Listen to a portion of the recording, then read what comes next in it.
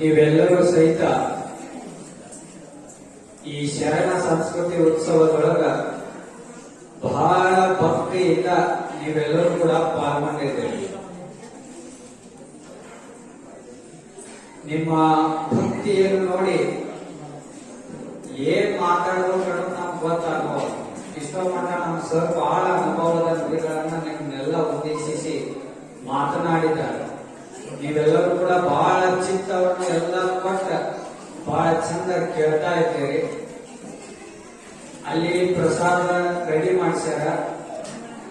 ನಿಮ್ಮ ಗಮನ ಅಲ್ಲೇ ಇತ್ತು, ಇಲ್ಲಿ ಮಾತಿನ ಕಡೆ ಇತ್ತು. ಇಲ್ಲೇ ಇತ್ತಲ್ಲ,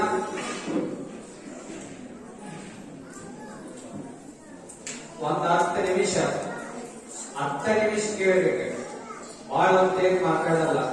ಅತನಿ ಮುರುಗೇಂದ್ರ ಶಿವಯೋಗಿಗಳ ಜೀವನ ಚರಿತ್ರೆಯನ್ನು ಬಹಳ ಅದ್ಭುತವಾಗಿ ಅವರು ಹೇಳಿದ್ದಾರೆ.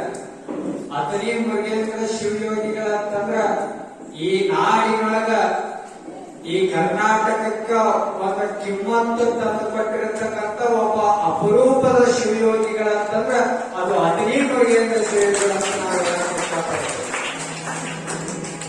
ಬಸವಣ್ಣನ ನಂತರ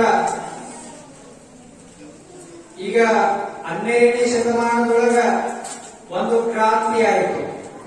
ಅದು ಯಾವ ಕ್ರಾಂತಿ ಅಂದ್ರ ಏನು ಈ ಸಮಾಜದೊಳಗ ಯಾರು ಶೋಷಿತರು, ನೊಂದರು, ಕೀಳ ಜಾತಿ ಅಂತ ಮೇಲು ಕೀಳು ಹೆಣ್ಣು ಮಕ್ಕಳಿಗೆ ಸಮಾನತೆ ಇರುವಂತ ಕಾಲದೊಳಗ ಎಲ್ಲರಿಗೂ ಸಮಾಜದೊಳಗ ಎಲ್ಲರಿಗೂ ಸಮಾನತೆಯನ್ನು ತಂದು ಕೊಡಬೇಕಂತ 12ನೇ ಶತಮಾನದೊಳಗ ಕ್ರಾಂತಿಯನ್ನು ಮಾಡಿರ್ತಕ್ಕಂಥ ಒಬ್ಬ ಯೋಗಿ ಯಾರಂತಂದ್ರ ಅದು ಬಸವಣ್ಣ ಅಂತ ನಾವೆಲ್ಲರೂ ಕೂಡ ಅರ್ಥ ಮಾಡ್ಕೋಬೇಕು. ಆ ಬಸವಣ್ಣನ ನಂತರ ಈ ಸಮಾಜದೊಳಗ ಕ್ರಾಂತಿಯನ್ನು ಮಾಡಿರ್ತಕ್ಕಂಥ ಒಬ್ಬ ಯೋಗಿಗಳು ಅಂತಂದ್ರ ಅದು ಯಡಿಯೂರ ತೋಟದ ಸಿದ್ಧಲಿಂಗ ಶಿವಯೋಗಿಗಳು. 16ನೇ ಶತಮಾನದೊಳಗ 101 ವಿರಕ್ತರನ್ನು ಕಟ್ಟಿಕೊಂಡು ಇಡೀ ಸಮಾಜದೊಳಗ ಎಲ್ಲ ಊರುಗಳಿಗೆ ಭೇಟಿ ಕೊಟ್ಟ ಈ ಸಮಾಜವನ್ನು ಉದ್ಧಾರ ಮಾಡಿರ್ತಕ್ಕಂಥ ಬಸವಣ್ಣನ 2ನೇ ಅವತಾರ ಯಾರಂತಂದ್ರ ಅದು ಯಡಿಯೂರ ಸಿದ್ಧಲಿಂಗ ಶಿವಯೋಗಿಗಳು. ಆ ಯಡಿಯೂರ ಸಿದ್ಧಲಿಂಗ ಶಿವಯೋಗಿಗಳ ನಂತರ ಮತ್ತೊಮ್ಮೆ ಈ ಸಮಾಜದೊಳಗ ಕ್ರಾಂತಿಯನ್ನು ಮಾಡಿರ್ತಕ್ಕಂಥ ಅಪರೂಪದ ಯೋಗಿಗಳು 20ನೇ ಶತಮಾನದೊಳಗೆ ಯಾರಾದ್ರೂ ಇದ್ರ ಅದು ಅತನಿ ಮುರುಗೇಂದ್ರ ಶಿವಯೋಗಿಗಳು ಅಂತಕ್ಕಂಥದ್ದನ್ನ ನಾವೆಲ್ಲರೂ ಕೂಡ ಅರ್ಥ ಮಾಡ್ಕೋಬೇಕು. ಅತನಿ ಮುರುಗೇಂದ್ರ ಶಿವಯೋಗಿಗಳು, ಶಿವಯೋಗಿ ಅನ್ನುವಂತ ಒಂದು ಹೆಸರಿಗೆ ಕಿಮ್ಮತ್ತನ್ನು ತಂದುಕೊಟ್ಟವರು ಅತನಿ ಮುರುಗೇಂದ್ರ ಶಿವಯೋಗಿಗಳು. ಅವರು ತಪಸ್ಸನ್ನು ಮಾಡ್ತಾ ಮಾಡ್ತಾ ಮಾಡ್ತಾ ಮಾಡ್ತಾ ಯಾರೇ ಮನಸ್ಸಿಗೆ ಯಾರ ಭಕ್ತರು ಬರಲ್ಲ ಅವ್ರ ಹತ್ರ ಅವರಿಗೆ ಆಶೀರ್ವಾದವನ್ನು ಮಾಡುವಂತ ಯೋಗಿಗಳು ಅವರಾಗಿದ್ರು. ಅವರನ್ನು ನೋಡಿದ್ರ ಸಾಕ್ಷಾತ್ ಶಿವನನ್ನೇ ನೋಡಿದಂತ ಅನುಭವ ಅವರನ್ನು ನೋಡಿದಂತ ಆಗ್ತಿತ್ತು. ಅತನಿ ಮುರುಗೇಂದ್ರ ಶಿವಯೋಗಿಗಳು ನೋಡಿದ ಅವರು ಬಹಳ ಅದ್ಭುತ. ಅವರು ಶಿವಯೋಗಿ ತಪಸ್ ಮಂತ್ರ ಅಂತಂದ್ರ ಸಾಕ್ಷಾತ್ ಶಿವನನ್ನ ನೋಡಿದಂಗಾಗಿತ್ತು. ಆ ಶಿವಯೋಗಿಗಳನ್ನ ನೋಡಿದ್ರೆ ಅವರ ಅಂತ್ಯವನ್ನು ನಮ್ಮ ಶರಣರು ನಿಂದ ಸಾಧ್ಯವಾದಷ್ಟು ತಿಳಿಸಿದ್ರು. ಅವರು ಲಿಂಗೈಕ್ಯ ಯಾವ ತರನಾಗಿ ಆಗ್ಬೋದು, ಅವರು ಲಿಂಗೈಕ್ಯ ಆಗಿರುವುದನ್ನ ಒಂದು ವಾರ ಮುಂಚೆನೆ ಚನ್ನಬಸವ ಮಹಾಸ್ವಾಮಿಗಳು ಅವ್ರ ಮುಂದಿನ ಏನು ಉತ್ತರಾಧಿಕಾರಿಯನ್ನು ವಹಿಸಿಕೊಂಡಿದ್ರಲ್ಲ ಚನ್ನಬಸವ ಮಹಾಸ್ವಾಮಿಗಳು ಅವರಿಗೆ ಹೇಳಿದ್ರಂತ ಅತನಿ ಮುರುಗೇಂದ್ರ ಶಿವಯೋಗಿಗಳು. ಏನ್ ಹೇಳಿದ್ರಂದ್ರ ಇನ್ನೂ ಒಂದು ವಾರ ಐತಿ, ಇನ್ನೂ ಒಂದು ವಾರದೊಳಗ ನಾವು ಸಹಿತ ನಾವು ಆ ಶಿವನ ಪಾದಕ್ಕೆ ಸೇರೋದೇವಂತ ಅತನಿ ಮುರುಗೇಂದ್ರ ಶಿವಗಳು ಹೇಳಿದ್ರು. ಶನಿವಾರ ದಿವಸ ನಾನು ಕೂಡ ಹೋಗೋದಿನಂತ ಅತನಿ ಮುರುಗೇಂದ್ರ ಶಿವಗಳು ಅವರು ಲಿಂಗೈಕ್ಯದ ದಿನವನ್ನ ಮುಂಚೆ ತಿಳಿಯುವಂತ ಜ್ಞಾನ ಯಾರಲ್ಲಿತ್ತಂದ್ರೆ ಅದು ಅತನಿ ಮುರುಗೇಂದ್ರ ಶಿವಯೋಗಿಗಳಲ್ಲೇ ಇತ್ತು. ಅದೇ ತರನಾಗಿ ಅವರು ಯಾವ ದಿನವನ್ನು ಹೇಳಿದ್ರಲ್ಲ ಅದೇ ದಿನ ಶನಿವಾರ ಬೆಳಗ್ಗೆ ಅತನಿ ಮುರುಗೇಂದ್ರ ಶಿವಗಳು ಪೂಜೆಗೆ ಹೋಗ್ತಾರಂತ.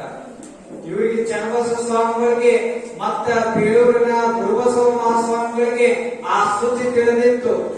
ಶನಿವಾರ ಅಪ್ಪಗಳು ಲಿಂಗೈಕ್ಯ ಹಾಕಿನ ಅಂತ ಹೇಳ್ಯಾರ, ಈ ದಿನ ಅಪ್ಪಗಳು ಲಿಂಗೈಕ್ಯ ಹಾಕಿರ್ಬೋದು ಅಂತ ತಿಳ್ಕೊಂಡ ಆ ಇಬ್ಬರು ಶಿವಯೋಗಿಗಳು ಕಾಯ್ಕೋತ ಕುಂತಿರ್ತಾರ. ಅಪ್ಪಗಳು ಲಿಂಗೈಕ್ಯ ಹಾಕಿನ ಅಂತ ಹೇಳ್ಯಾರ. ಈ ಶನಿವಾರ ಬಂದೇ ಬಿಡ್ತು. ಅಪ್ಪಗಳು ಲಿಂಗ ಪೂಜೆಗೆ ಹೋಗ್ಯಾರ.